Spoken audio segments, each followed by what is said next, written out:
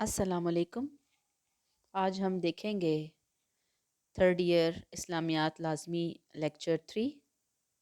ہم نے سورہ الحجرات شروع کی تھی اور آیت نمبر آج ہمارا 14 ٹو 18 اور آنورڈ دیکھیں گے، ہمارے پاس ٹائم بچے گا اس حساب سے۔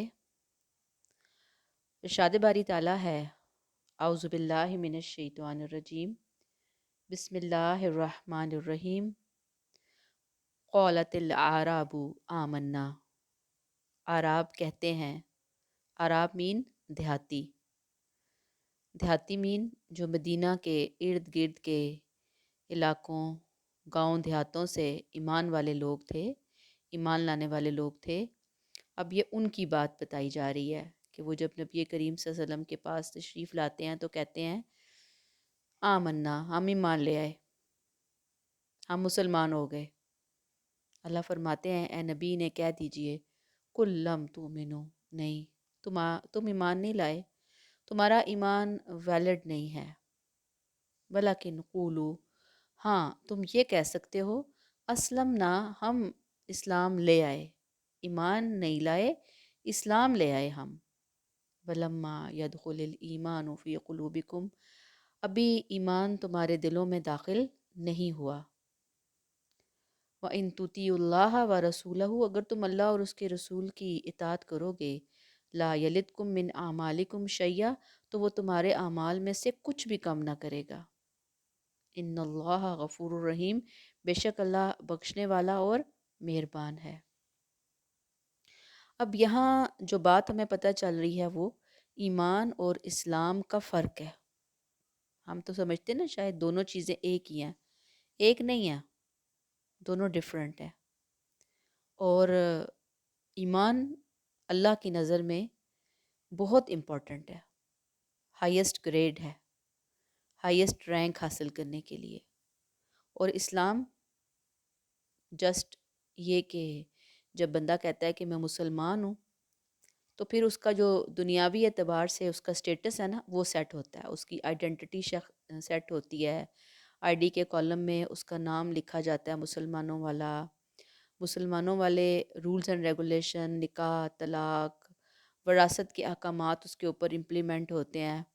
اللہ کے ہاں اس کا مسلمان ہونا، اسلام کس حد تک ویلڈ ہوگا کچھ نہیں کہا جا سکتا۔ اللہ کی نظر میں زبانی کلامی خود کو مسلمان کہہ دینا یہ کافی نہیں ہے، جب تک کہ ایمان دل کے اندر رچ بس نہ جائے اور انسان کے عمل کا حصہ نہ بن جائے۔ اب مختلف جو آیات ہیں، بعض لوگوں نے اس کے مختلف شان نزول بیان کیے ہیں کہ جی یہ فلاں وجہ سے آیت نازل ہوئی، لیکن بہرحال ایک ایک آیت کے اتنے شان نزول بعض دفعہ ہو جاتے ہیں کہ بندے کو کنفیوژن ہو جاتی ہے کہ بھئی کون سا واقعہ کس آیت کا شان نزول ہے، یہ ہے بھی یا نہیں ہے۔ تو بہرحال سن لیجئے اس کو کہ قبیلہ بنی اسد کے کچھ لوگ نبی کریم صلی اللہ علیہ وسلم کی خدمت میں حاضر ہوئے، اس وقت سخت قحط کا زمانہ تھا اور یہ لوگ دل سے مسلمان نہیں تھے، محض صدقات وصول کرنے کے لیے اپنے آپ کو ایماندار ظاہر کر رہے تھے۔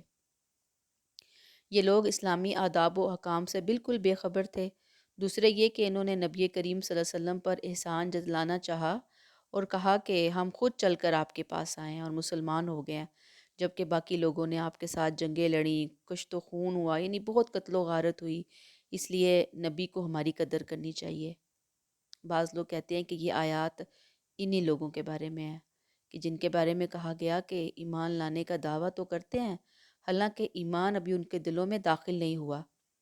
انہیں زیادہ سے زیادہ یہ کہنا چاہیے کہ ہم اسلام لے آئے، کیونکہ اسلام ظاہری اعمال اور افعال کے نام ہے اور اللہ اور اس کے رسول کی اطاعت ہے، ظاہری، لیکن دل سے ہے کیا؟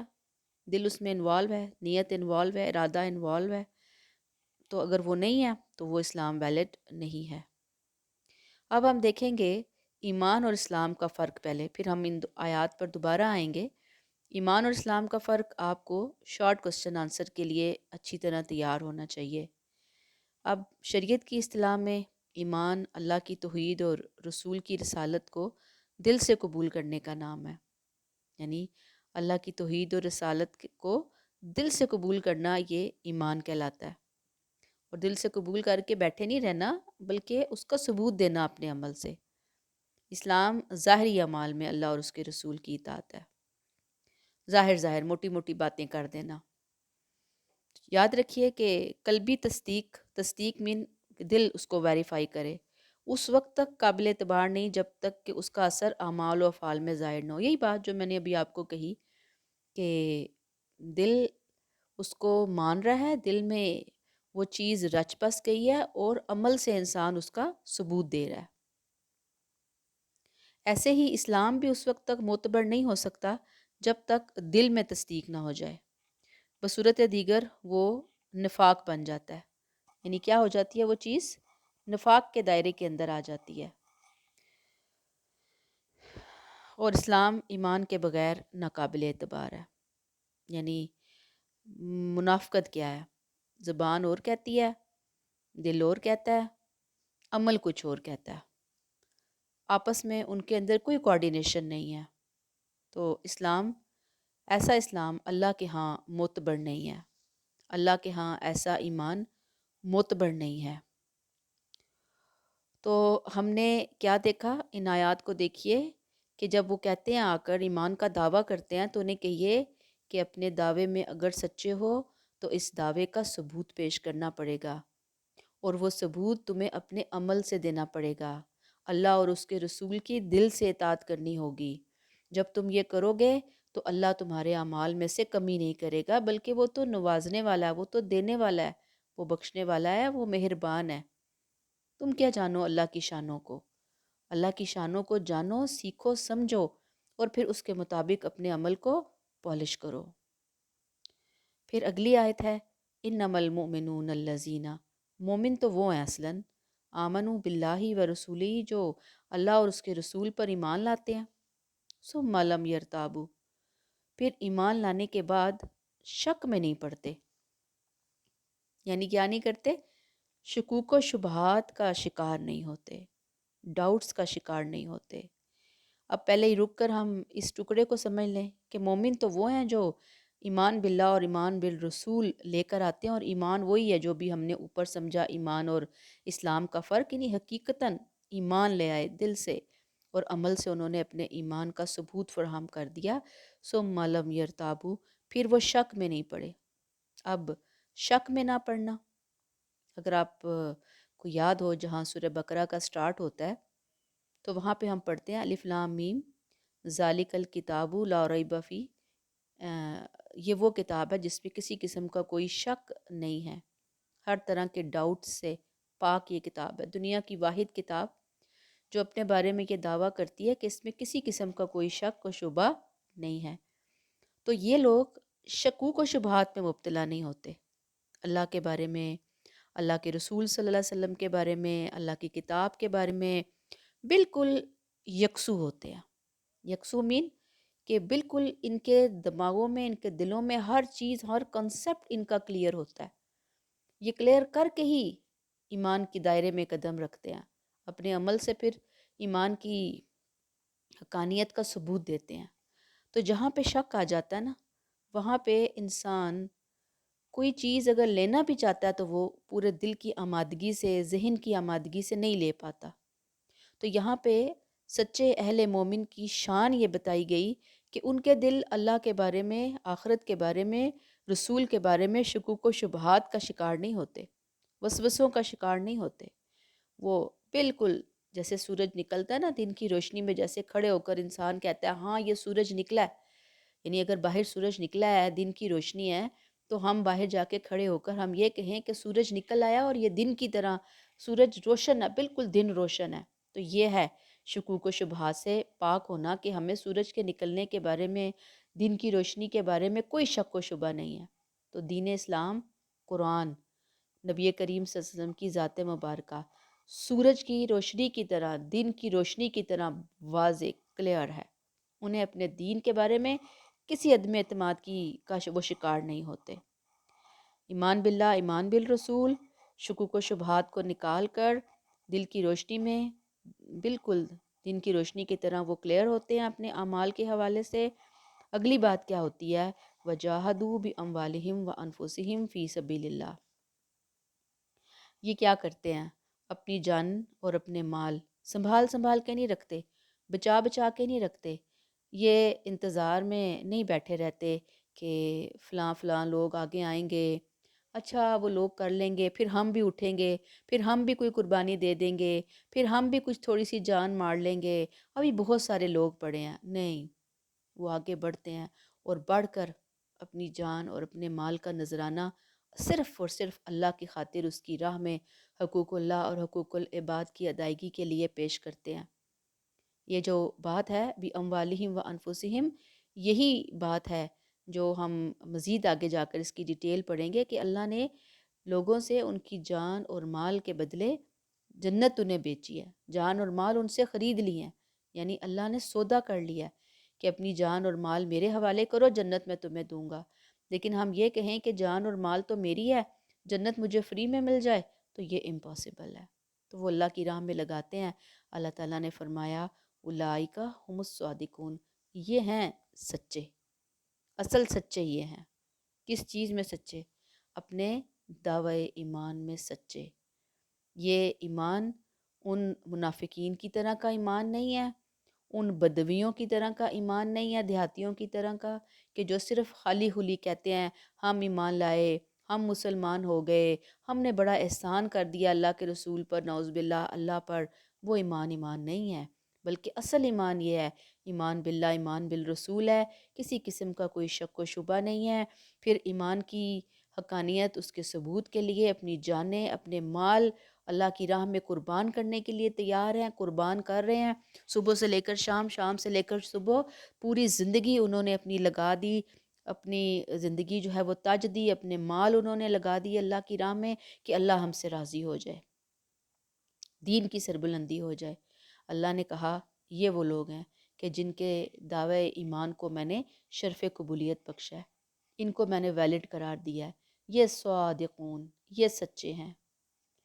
قل اتعلمون اللہ بدینکم، اے نبی صلی اللہ علیہ وسلم آپ انہیں فرما دیں کہ کیا تم اللہ کو اپنا دین جتلاتے ہو، اللہ کو بتاتے ہو آ کر بڑا احسان کر دیا، دیکھے نا ہم ایمان لے آئے، دیکھے نا ہم نے کیا کیا، واللہ یعلم ما فی السماوات و ما فی الارض، حالانکہ اللہ تو وہ علم والی ہستی ہے، باخبر ہستی ہے، جو آسمانوں اور زمین کی ایک ایک چیز، ذرہ برابر چیز کو جاننے والی ہے۔ وہ ہستی، اس کو آ کر تم اپنے دین کی، اپنے ایمان کی، اپنے اسلام کی خبریں دے رہے ہو کہ ہم پکے مومن ہیں، ہم بڑے مومن ہیں اور ہم بڑے مسلمان ہیں، اسے کیا ضرورت ہے تمہاری خبروں کی؟ اسے کیا ضرورت ہے تمہارے اپنے بارے میں انفارمیشن دینے کی؟ واللہ بکل شیء علیم، وہ اللہ تو ہر چیز کا علم رکھنے والا ہے، کوئی چیز اس سے چھپی ہے ہی نہیں، ہر چیز اس کے سامنے ہے، روز روشن کی طرح عیاں ہے، وہ جاننے والا ہے۔ تو اس کو بتائے تو آپ اس کو جا کر بتائیں نا جس کو پتہ نہیں ہے۔ اب جیسے آپ کسی بندے کو کہتے ہیں جا کر کہ میں آپ کو ایک انفارمیشن دینے آیا ہوں فلاں فلاں لوگوں کے بارے میں، تو بندے تو بھئی محتاج ہیں، انہیں تو دوسروں کی ہیلپ چاہیے، انہیں دوسروں سے کچھ انفارمیشنز چاہیے ہوتی ہیں، لیکن اللہ نعوذ باللہ انہیں تو کسی قسم کی کوئی محتاجگی نہیں ہے، ان کو ان کا علم تو ایسا ہے کہ جیسے ہمارے لیے کوئی غیب ہے، اس کے لیے کوئی چیز غیب نہیں ہے، اس کے لیے ہر چیز ظاہر ہے، اور وہ ظاہر چاہے آسمانوں میں چھپا ہے، چاہے زمین میں ہے، ہر چیز کلیئر ہے اس کے لیے۔ پھر اگلی آیت، یمنون علیک ان اسلموا، یہ آپ پر احسان جتاتے ہیں نبی کہ ہم ایمان لے آئے، اسلام لے آئے۔ قل لا تمنوا علیہ اسلامکم، انہیں بتا دیجیے نبی صلی اللہ علیہ وسلم میرے پہ احسان نہ دھرو اپنے اسلام کا، بل اللہ یمن علیکم، اصلاً اللہ نے تم پر احسان کیا ہے۔ اللہ کا احسان کیا ہے؟ ان ہداکم للایمانی ان کنتم صادقین، کہ اس نے تمہیں ایمان کی طرف رہنمائی کی، تمہاری رہنمائی کی ایمان کی طرف، اگر تم اپنے دعوی ایمان میں سچے ہو۔ تمہارا نہ مجھ پر کوئی احسان ہے، یعنی رسول صلی اللہ علیہ وسلم کی زبان مبارک سے کہلوایا جا رہا ہے، نہ تمہارا اسلام پر کوئی احسان ہے۔ احسان کس چیز کا؟ کوئی احسان نہیں ہے، اگر تم ایمان لائے ہو تو اپنے لیے ایمان لائے ہو، تمہارا اسلام تمہیں مبارک ہو۔ اصل میں تو تم نے ہم پر کیا اپنا احسان دھرنا، تم نے ہمیں کیا احسان جتانا، اصل میں تو اللہ نے تم پر احسان کیا۔ اللہ کا احسان کیا ہے کہ اللہ نے تمہیں سیدھے راستے کی کچھ سمجھ عقل دی، سمجھ بوجھ دی، اس نے تمہیں گائیڈ کیا، تمہیں راستہ دکھایا صراط مستقیم کا، تمہیں آخرت میں ابدی بادشاہی کا راستہ دکھایا اپنے رسول کے ذریعے. تو یہ تو اس کا احسان ہے تمہارے اوپر، اور تم اس کے احسان شناس ہی نہیں ہو، تم تو احسان فراموش ہو.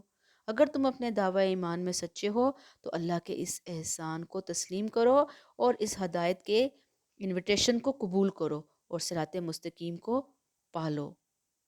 پھر اگلی آیت، ان اللہ یعلم غیب السماوات والارض واللہ بصیر بما تعملون، بے شک اللہ جانتا ہے آسمان اور زمین کے چھپے ہوئے غیب کو، اللہ دیکھنے والا جو تم عمل کرتے ہو. جو عمل تم کرتے ہو اللہ اسے اچھی طرح سے دیکھنے والا ہے، وہ سب کچھ دیکھ رہا ہے. یعنی اس کے لیے تو کوئی چیز چھپی ہوئی نہیں ہے. یہ وہی ہے نا جو ابھی ہم نے آیت 16 میں پڑھا، واللہ یعلم ما فی السماوات و ما فی الارض واللہ بکل شیء علیم. اسی مضمون کو یہاں اسی مختلف الفاظ سے اسی کو یہاں پہ کلیئر کیا گیا کہ وہ تو آسمان اور زمین کی ہر پوشیدہ بات کا جاننے والا ہے، وہ دیکھنے والا ہے. اور اتنی گہرائی میں جو تم عمل کرتے ہو تم سے چھپ پوشیدہ ہو سکتی ہے. جو کام تم کر رہے ہو اس کا نتیجہ، اس کے اثرات، اس کے نقصانات اور لوگوں سے چھپ سکتے ہیں، اللہ سے کوئی چیز نہیں چھپی ہوئی. لہٰذا اپنے اسلام اور ایمان کے بارے میں اسے خبر دینے کی ضرورت نہیں ہے. اس پر احسان جتلانے کی کوشش نہ کرو، اسے تمہارے کسی احسان کی ضرورت نہیں ہے. تو یہ تقریباً یہاں پہ اب سورہ الحجرات کا جو اہم ٹاپکس تھے وہ سارے ختم ہو گئے ہیں. اور اس کا جو خلاصہ ہے وہ اپنے ذہن میں رکھیے کہ سب سے بڑی چیز جو یہاں بتائی گئی وہ نبی کریم صلی اللہ علیہ وسلم کے حوالے سے کہ وہ اللہ کے بہت بڑے رسول ہیں. کسی مسلمان کے لیے جائز نہیں کہ وہ اپنی رائے کو رسول صلی اللہ علیہ وسلم کی رائے یا آپ کے حکم پر مقدم یعنی آگے کرنے کی ترجیح دینے کی کوشش کرے. اپنی گفتگو میں اپنی آواز کو آپ صلی اللہ علیہ وسلم کی آواز سے بلند کرے، یا آپ کو ان عام لوگوں کی طرح پکارے جو لوگ بارگاہ نبوت میں حسن ادب اور شائستہ کلامی کا ثبوت دے، ان کے گناہ معاف کر دے. یہ اللہ تعالیٰ بتا رہے ہیں یہاں پر. پھر اصلاح معاشرہ بھی ہے کہ اللہ کا حکم ہے کہ فاسق کی اطلاع کی تحقیق ہونی چاہیے. پھر سب مومن بامی دینی بھائی ہیں، متحارب فریقین میں صلح کرائیں جو لڑ جائیں آپس میں. متحارب یعنی کہ دو گروہ جو آپس میں لڑنے والے ہیں، جو گروہ ظلم کا ارتکاب کرے اس کے خلاف لڑنا چاہیے. پھر باہمی تمسخر یعنی ہنسی مذاق، بدزنی، جاسوسی، غیبت، غلط ناموں سے پکارنا شرعاً ممنوع ہے. پھر تمام انسان برابر ہیں، قبیلہ، قوم سب ذریعہ تعارف ہیں، معیار فضیلت تقویٰ ہیں. پھر ایمان کا زبانی دعویٰ کافی نہیں، عملاً جان اور مال کی بازی لگانا ضروری ہے. پھر قبول اسلام اللہ اور اس کے رسول پر کوئی احسان نہیں بلکہ اس ہدایت پر اللہ کا احسان مند ہونا چاہیے. یہ ساری چیزیں ایسی ہیں کہ جو ہم ایک ایک آیت کے اندر رک کر بہت ڈیٹیل کے ساتھ ڈسکس کر کے آئے ہیں. کوئی چیز سمجھ نہیں آئے گی تو آپ کوسچن کر سکتی ہیں. یہاں پر ہمارا یہ والا ٹاپک کمپلیٹ ہو گیا. آگے ہم سورہ الانعام آیت نمبر 151 پڑھ رہے ہیں.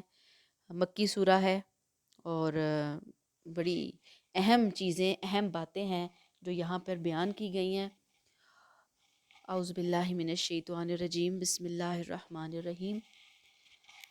شروع اللہ کے نام سے جو نہایت مہربان اور رحم کرنے والا ہے. قل تعالوا اتل ما حرم ربکم علیکم. اے نبی صلی اللہ علیہ وسلم انہیں کہیے کہ آؤ میں تمہیں پڑھ کر سناؤں کہ تمہارے رب نے تمہارے اوپر کیا چیز حرام ٹھہرائی ہے.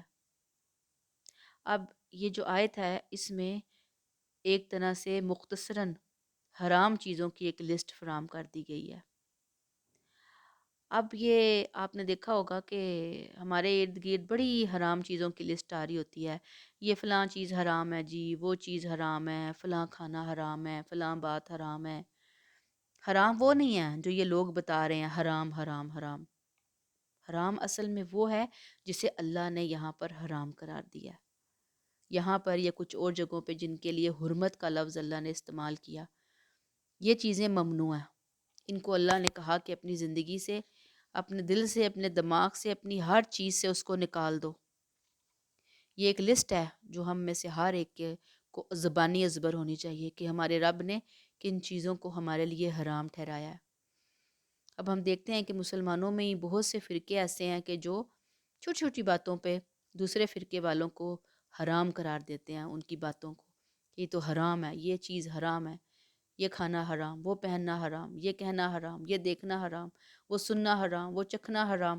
فتویٰ فیکٹری لگائی ہوتی ہے ہم نے حرام حرام کی، گویا اللہ تعالیٰ نے ہمیں کوئی اتھارٹی دے کر بھیجا ہے کہ جاؤ جا کر وہ ایک پوری کاپی بنا لو اور بس پھاڑ پھاڑ کے اس میں سے فتوے نکال نکال کے دیتے جاؤ، حرام حرام حرام۔ تو حرام ایسے نہیں ہو جاتا، یہ میرے آپ کے کہنے سے حرام نہیں بنتا۔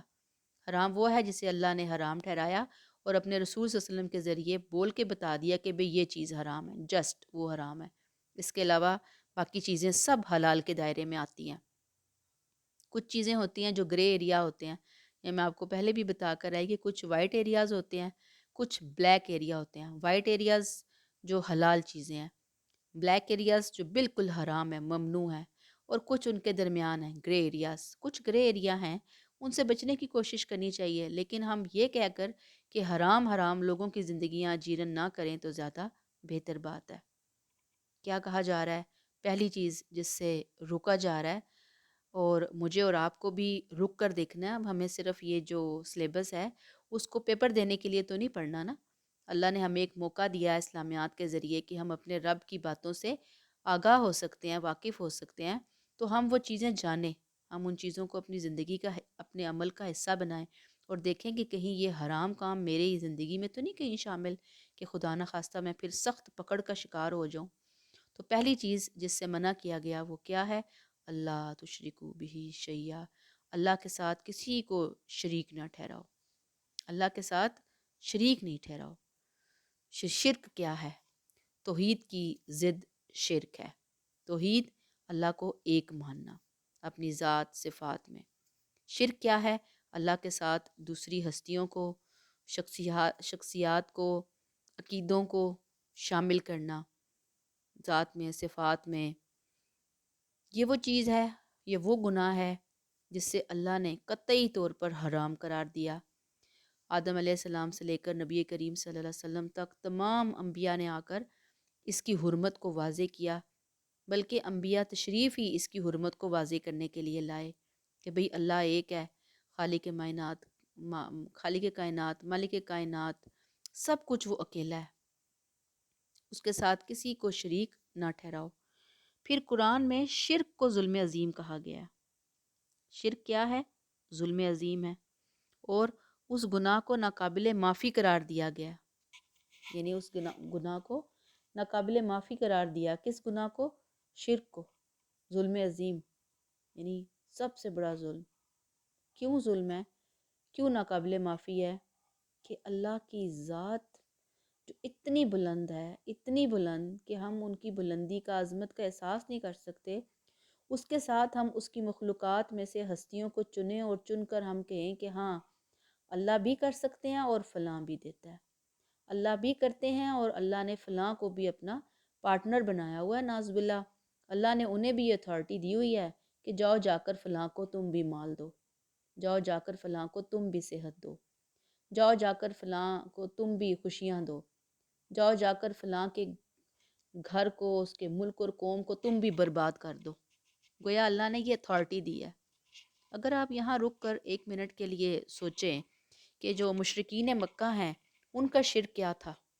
اللہ کو خالق مانتے تھے، مالک مانتے تھے، آسمان اور زمین کا بنانے والا مانتے تھے، نفع اور نقصان کا مالک بھی سمجھتے تھے، لیکن انہوں نے نیک صالحین ہستیوں کے، فرشتوں کے، جنات کے نام، جنات کی پوجا کرتے تھے اس طرح سے کہ، اور جو یہ فرشتے ہیں ان کے بت بنائے ہوئے تھے، باقی نیک ہستیوں کے بت بنائے ہوئے تھے۔ خانہ کعبہ میں 365 بت تھے، انہوں نے کہا ہوا تھا کہ یہ فلاں بت فلاں چیز دیتا ہے، یہ روزی دیتا ہے، یہ اولاد دیتا ہے، یہ صحت دیتا ہے، یہ مشکل سے بچاتا ہے، یہ بارش دیتا ہے، یہ فلاں کرتا ہے۔ یعنی نعوذ باللہ اللہ تعالیٰ سے جو ہم لیتے ہیں وہ ان کے ذریعے لیتے ہیں، یہ جاتے ہیں اللہ سے ہماری سفارش کرتے ہیں اور یہ وہاں سے ہمیں لا کر دیتے ہیں اور آخرت میں بھی یہ ہمیں بچا لیں گے۔ تو یہ ان کا شرک تھا۔ تو آج مسلمانوں کے اندر شرک کی سینکڑوں قسمیں جو ہیں وہ جاری اور ساری ہیں. شرک اکبر بھی ہے، شرک اصغر بھی ہے. یہ چیز ایسی ہے کہ جس کو بہت زیادہ اور بار بار پڑھنے اور سمجھنے کی ضرورت ہے، کہ اللہ نہ کرے کہیں ایسا نہ ہو کہ ہمیں پتہ بھی نہ چلے اور حرام چیز ہماری زندگی کے اندر شامل ہو. اور پھر اس میں شرک اکبر میں تو یہی ہے نا کہ دیوی دیوتا، بتوں کی، لوگوں کی، مختلف ہستیوں کی، نیک صالحین کی، اس اعتبار سے ان کی عقیدت، ان سے محبت، ان کا احترام، ان سے مانگنا کہ بھئی یہ ہمیں اللہ سے لے کر دیتے ہیں، دیتے تھے، دیتے ہیں، دیتے رہیں گے، اور پھر ہمیں آخرت میں بھی بچائیں گے. یہ شرک ہے. اور پھر شرک اصغر کیا ہے؟ کہ انسان کوئی بھی نیک کام کرے تو ہم یہ کہیں کہ اللہ تو ہمیں اجر دیتا ہی ہے، لیکن میں فلاں کو بھی دکھا دوں. یعنی ریاکاری جس کے اندر آ جائے. جس بھی کام میں نماز پڑھ رہے ہیں تو اس نیت سے ہم نماز پڑھیں کہ جی فلاں بندہ یا فلاں میری آنٹی انکل دیکھ رہے ہیں، فلاں دیکھ رہا ہے، تو وہ کہے گا دیکھو کتنی اچھی ہے نماز پڑھتی ہے، کتنی لمبی نماز پڑھتی ہے، کتنے سکون سے نماز پڑھتی ہے. تو وہ جو ہم نے چند سیکنڈ کے لیے دوسرے کا خیال ذہن میں لایا کہ فلاں دیکھ کر میری تعریف کرے گا، فلاں مجھے نیک سمجھے گا، تو یہ بھی شرک اصغر آتا ہے. اور وہ نماز پوری کی پوری اللہ نے کہا ہے میں لپیٹ کے اس کے منہ پہ مار دوں گا کہ جا کے پورا اجر، پورا صلہ اسی سے لے.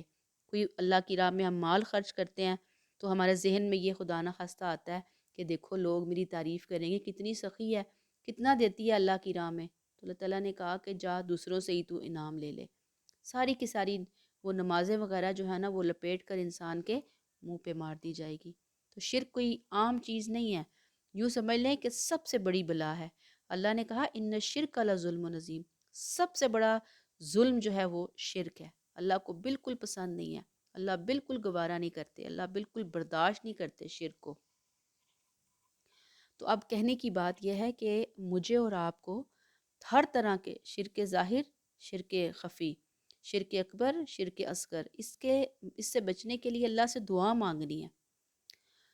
پھر اگلی چیز جو اللہ تعالیٰ نے لازم قرار دی اور جس کے اگینسٹ چلنا حرام قرار دیا وہ ہے وَبِالْوَالِدَيْنِ احسانہ، والدین کے ساتھ حسن سلوک. یہ لازم ہے. اور والدین کی نافرمانی کو حرام قرار دیا ہے. اور اللہ دیکھ لیں توحید کے ساتھ شرک کی جو مذمت کی ہے اس کے فوراً بعد اللہ والدین کا حق لے کر آئے ہیں. کیوں؟ اس لیے کہ اللہ تعالیٰ نے والدین کو دنیا میں مقام دیا، یہ اسٹیٹس دیا کہ وہ اپنی اولاد کی جیسے ماں بچے کی پیدائش، اس کا دودھ پلانا، آگے چلنا، یہ وہ ساری چیزیں، والد کما کے لے کر آنا، ساری چیزوں کو وہ لے کر چل رہا ہوتا ہے. تو اتنا کچھ کیا جا رہا ہے، تو اب والدین کی نافرمانی کر کے انسان کیا کرتا ہے، کیا کماتا ہے؟ اللہ تعالیٰ نے والدین کے حوالے سے جو احکامات دیے قرآن کے اندر، آپ صلی اللہ علیہ وسلم نے احادیث مبارکہ کے اندر اتنی باتیں بتائی ہیں کہ یہ والدین کی، ماؤں کی نافرمانی کو اللہ نے حرام قرار دیا. سخت حرمت ہے اس کے اندر. اور حسن سلوک کیا ہے؟ ظاہری بات ہے کہ اپنے کندھے جو ہیں قرآن کہتا ہے ان کے سامنے جھکا کر رکھو، ان سے کوئی زیادتی کی بات نہ ہو، یہاں تک کہ ان کو اف تک نہیں کہنا. یعنی اف وہ چیز ہے جسے قرآن نے مینشن کیا. اف کے بارے میں اگر ہم ڈیٹیل پڑھیں تو انسان کے رونگٹے کھڑے ہو جاتے ہیں کہ اف. جیسے ہم ناخن اپنے نیلز کاٹتے ہیں نا، تو آپ نے دیکھو کہ چھوٹے چھوٹے نیلز ہوتے ہیں، جب لوگوں کے بڑے بڑوں کی بات نہیں کری، چھوٹے چھوٹے نیل، تو جب ہم کاٹتے ہیں تو وہ چھوٹے چھوٹے نیلز کٹ کٹ کے گرتے ہیں نا، تو کتنی چھوٹی سی چیز ہے، کتنی باریک، کتنی حقیر چیز ہے. تو آپ صلی اللہ علیہ وسلم، اللہ تعالیٰ نے ہمیں یہ بتایا کہ اپنے والدین کے حق میں ہمیں کیا نہیں کرنا، اف تک نہیں کہنا. اتنی چھوٹی سی نافرمانی نہیں ہے. اور ظاہری بات ہے کہ ہمیں اس کی جو لمیٹیشنز بتائی ہیں وہ یہی ہیں کہ اگر والدین کہتے ہیں کہ شرک کرو تو پھر ان کی بات نہیں ماننی. والدین کہتے ہیں فلاں گناہ کا کام کرو تو پھر ان کی بات نہیں ماننی. والدین کی بات کہاں ماننی ہے، کتنی ماننی ہے؟ اللہ کے بارے میں، اللہ کے رسول صلی اللہ علیہ وآلہ وسلم کے بارے میں جو بات وہ بیان کر رہے ہیں والدین، وہ بات ہم لیں گے ہماری سار آنکھوں پر. اگر وہ کوئی شرک کی بات کر رہے ہیں، غلط بات کی طرف ہمیں لے کے جا رہے ہیں، تو وہاں پہ ہم ہاتھ جوڑ کر بہت ادب کے ساتھ ان سے معذرت کر لیں گے. اس کی وجہ کیا ہے کہ اللہ کا حق پھر والدین کے حق سے بھی بڑھ کر ہے، رسول کا حق والدین سے بڑھ کر ہے. اس کے علاوہ جو چیزیں ہیں، جو فیلڈز ہیں والدین کے حوالے سے، ان کا احترام کرنا، اس پہ چلنا. اور یہ اتنا وسیع ٹاپک ہے کہ اس کے بارے میں انسان جتنا پڑھے اتنا کم ہے. تو ہمیں اس طرح کی چیزوں کے بارے میں اچھے اسکالرس کو پڑھنا بھی چاہیے، سننا بھی چاہیے، اچھی کتابوں کو دیکھنا چاہیے. تو اللہ تعالیٰ ہمارا حامی و ناصر ہو. باقی چیزیں ان شاء اللہ تعالیٰ ہم نیکسٹ لیکچر میں کور کریں گے. السلام علیکم ورحمۃ اللہ وبرکاتہ.